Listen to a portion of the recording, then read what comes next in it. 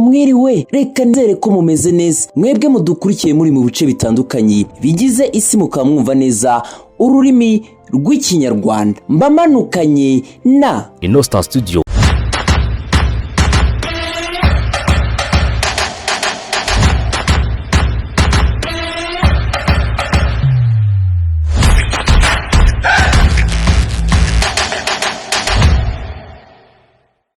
Kigali by'umwihariko ku rubyiruko byari umunezero. Hateraniye inama ya Youth Connect. Ni inama ihuza urubyiruko ruturutse mu bice bitandukanye bigize umugabane wa Afurika. Yewe twabonye na cya cyamamare abenshi mwakunze, uwo nta wundi ni Jimmy Kadete.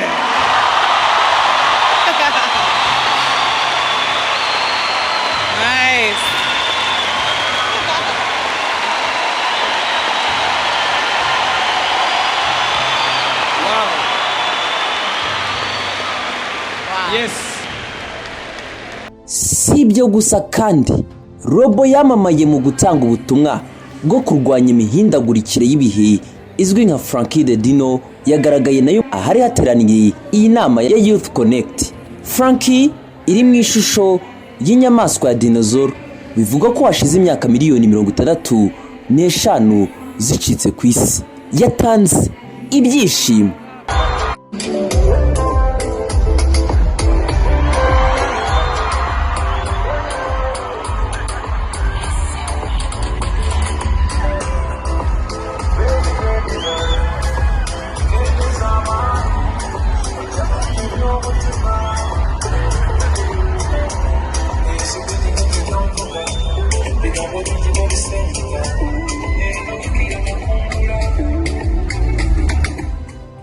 Mu gihe Kigali byari umunezero gusa, twagiye kugira gutya.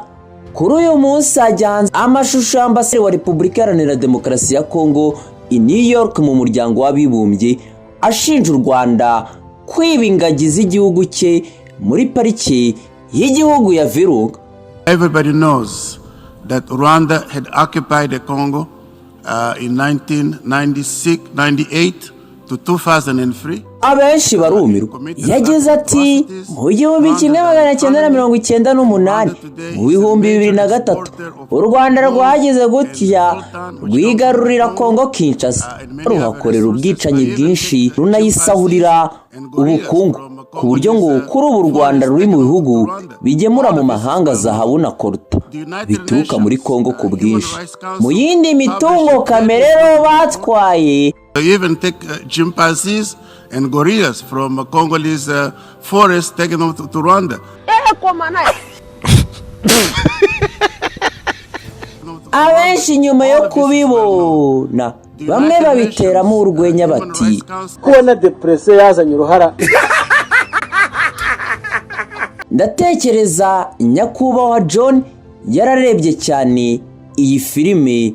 Iyo filime yavugaga nta yindi ni iyitwa Kongo, yasohotse mu 1995, igaragaramo abakinnyi b'imena nka Tim Curry, Elmi Hudson, Laureline ndetse na John Don Baker hamwe n'abandi. Ni filime ifite inkuru y'ukuntu bajya gushimuta ingagi ariko nibize kubahira. Nyuma y'ibi byari bimaze kuvugwa, abari bahagarariye u Rwanda, uyu ni nyakubahwa Robert Kayinamura, yamusubije muri ubu buryo ati buri gihe amatora yegereje u Rwanda ruragaruka. I can say this respectfully, colleagues, that we have had these excuses. Every time the elections, Rwanda was going to come in the name, in the RC. I know probably after 2023, after elections, you may not hear Rwanda again. Does not. Oh my God. Oh my God. Bruh. We gonna keep this? Nigga. I can't even reach it, bro. reka twizere ko nyuma ya 2023 tutazongera kumva u Rwanda. And that's why actually the report that he was referring to could not come to mind, because this has been really allegations, and some of the attempted reports were dismissed and thrown out of the Human Rights Council. If he mentions that report and gives us a UN symbol of that report, I can even bet money on that one.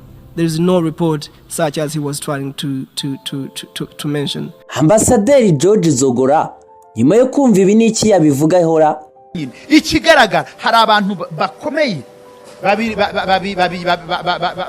babirimo.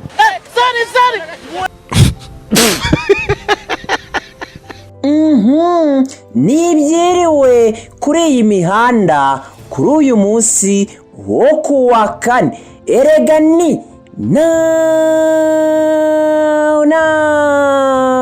hagataho niba wifuza kwa applying green card gana Star Studio abifuza kuryoshya ibirori byabo mu mashusho meza y'agatangaza haba ku butaka no mu kirere. Igisubizo cyabonetse. Abashaka gukoresha drone tugufitiye aerial photography, aerial videography, growth flyers, real estate advertising, sport events, search and rescue ndetse n'izindi zitandukanye. Ku bakunzi b'amashusho tugukorera ubukwe bwawe bwose uko bwakabaye, tugukorera highlights z'ubukwe bwose uko bwagenze, tugukora documentary nziza y'ubukwe bwawe yaba izakoreshwa mu bukwe ndetse n'iy'ubukwe nyirizina. Tugukorera highlights z'ibirori, dufata amashusho y'indirimbo z'abahanzi, amashusho y'amakorali ndetse tukanagukorera video zamamaza ibikorwa byawe. Tubarora iby'isabukuru y'amavuko, amafoto meza y'abana banyu, tutibagiwe abatembera igihugu bakifuza gusigarana urwibutso, namwe tugendana namwe mu mafoto meza aryoheye ijisho. Abakeneye kwandikisha ku myenda, ku bikombe, ku makaro ndetse n'ahandi hatandukanye ntago twabibagiwe. Sibyo gusa kandi kuko tubakorera flyers zamamaza, menu z'ibiciro, banners, business card, logo z'ibigo bitandukanye ndetse n'ama invitation atumira. Ku bindi bisobanuro amagara cyangwa twandikira kuri WhatsApp 0790 18